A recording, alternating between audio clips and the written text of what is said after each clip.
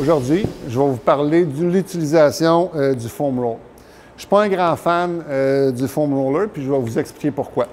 Il y a des avantages, des inconvénients. On va commencer par les avantages. Je pense que le foam roller est efficace parce que quand on s'étend puis on commence à se rouler certaines articulations, certains muscles, ça augmente la température à l'endroit qu'on roll. La température va avoir un effet au niveau du système nerveux. C'est le même faisceau nerveux que la douleur.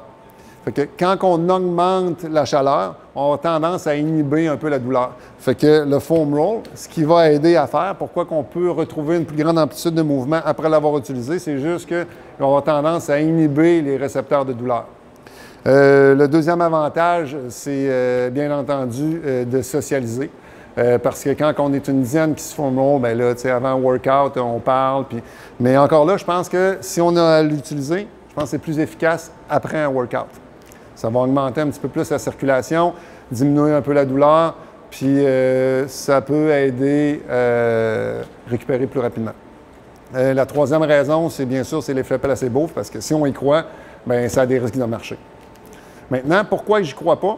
Parce que la façon que le corps est fait, on a deux couches de muscles, on a une couche qui est superficielle, une couche qui est profonde. Les adhésions viennent se créer entre ces deux couches-là. Puis idéalement, si on veut venir enlever les adhésions ici, il faut bouger la couche supérieure sur la couche inférieure. Ça veut dire qu'il faut qu'il y ait un mouvement de un versus l'autre. Si on prend un foam roll, ça veut dire qu'on crée une pression comme ça ici. On vient juste comprimer sa zone-là sans bouger une couche versus l'autre. Fait que si on utilise le foam roll, on vient créer une compression justement vers le bas ici.